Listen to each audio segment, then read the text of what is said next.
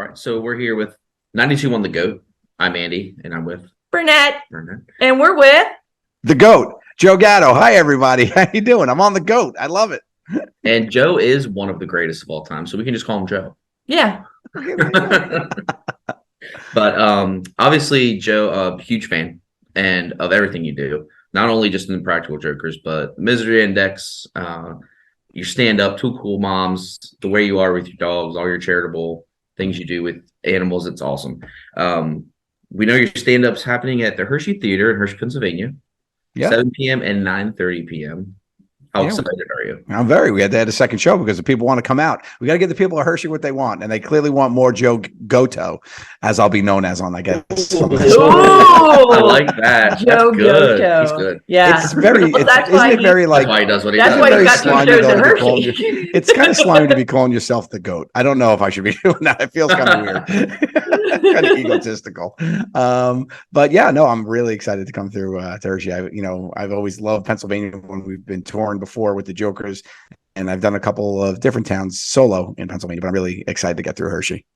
Awesome. I've been to one of the Tenderloin show. Well, I guess the Tenderloin show when you guys were doing stand up. Really enjoyed it. I'm very excited to see what you have to bring to the table solo. Yeah.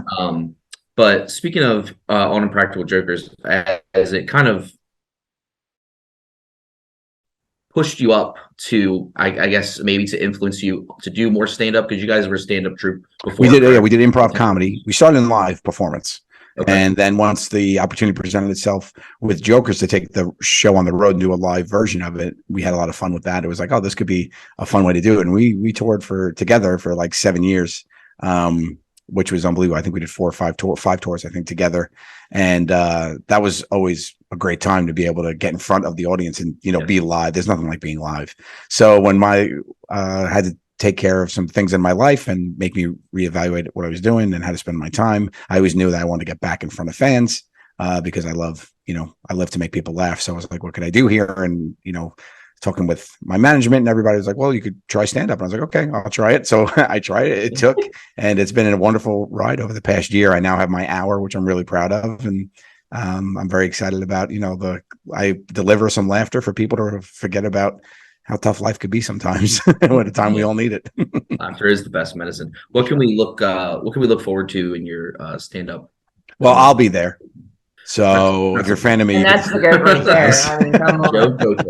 Joe Gatto. Yeah, Joe Gatto. Yeah, I do spend some of my time up there because I do love the way I live my life with being like remembering that's important to laugh and hanging out and doing what you can each day to smile. So I do, and of course being awkward. So I spend some time up there like a TED talk, and I give you some tips and tricks on how to live your best, most awkward life and things that you could do because I get asked that all the time. It's like, what's some easy stuff that I could do?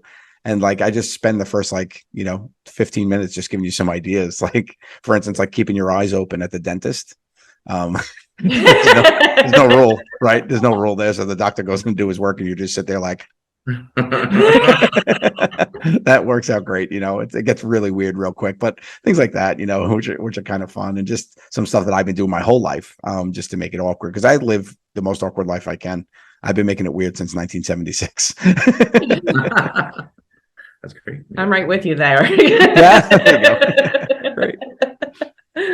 So have you had anything like weird or crazy happen at one of your performances? The live shows, I mean, I always mix it up in the beginning and I get to talk to the fans. That's one of my favorite parts. Like, I'm not afraid to jump in the crowd, talk to people and things. And then my favorite parts are the meet and greets after. I do a meet and greet thing where I meet people and people want to meet me after the show.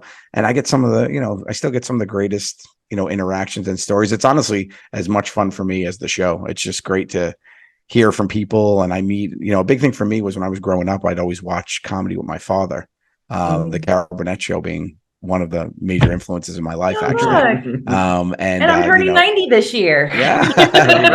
Yeah. I look good for 90. You look great. Like literally one of my favorite shows, probably one of the most influential shows in comedy for me was that show. And I used to watch it with my father. And I remember just like laughing and being around the TV and reenacting stuff for him and doing stuff like that. And now that I'm that for families, I'll meet these kids that come after with their parents and, they've been watching me since they were, 12 and now they're 22, so it's really crazy to have that experience and be that for people. And it's probably the most rewarding thing for me is to be that for people. So that's probably one of my favorite things that happens now at these shows.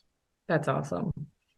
Now, when you guys surprise each other at the shows, I've seen that happen before. Yeah. Are those planned or are they No. actually surprised? Well, it depends on. You never You know. can't give away the surprise. No, I mean, well, the planned. I mean, the moment isn't planned, but sometimes they know I'm there. So, like when I surprised Sal, Sal was doing a show in Birmingham, Alabama, and he was hubbing out of Atlanta, and he was driving there, and I had just played Atlanta the night before. So I found out he was there. So I was like, you know what, I'm gonna mess with him.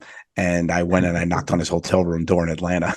and he opened the door and he told me, and he went and he slammed the door in my face. And then we ordered lunch and hung out or whatever. And I had changed my flight. And then he knew I was there at the Birmingham show. So we went. But then the flip of that, like when Murray did his live show somewhere, he was in Connecticut. I just drove up. I just came in the back door. Like even the person who ran the place didn't know. He was like, he's like, wait, what? I was like, yeah, no, it's okay. I know him. And I went up on stage. Security was like, wait.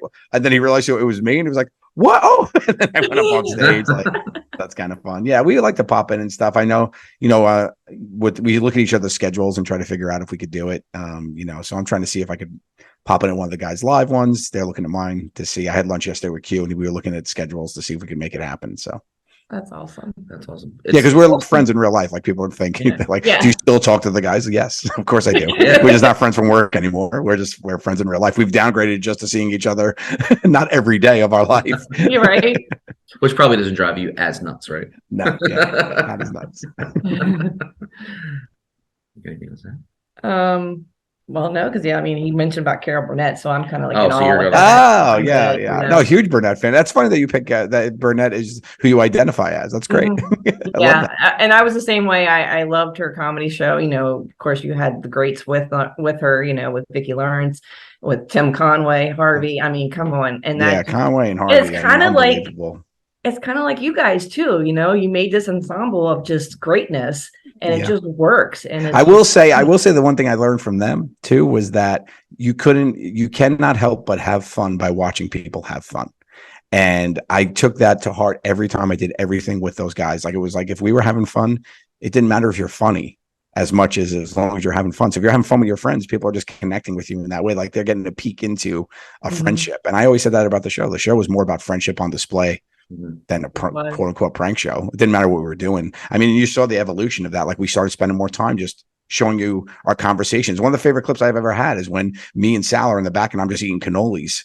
I'm just pounding cannolis and then I make him eat a macaroon. He's like, this is a good macaroon. It's just a real moment amongst friends, Right. That really is. It became really part of the lore more than that. So when people come to my live shows, that's what I try to do. It started to be like, hey, you're just hanging out, listening to one of your guys who you feel like is a friend because you've seen me on TV. I'm not playing a character. I'm Joe, and I'm up here telling stories about my life. And that's really the show I want to put out there. And that's why I think people enjoy the show so much, because it's not me being up there thinking about like, here's a funny joke. It's more like, here's things about me, a little bit more. So, and they connect with you more. Yeah, a little different way.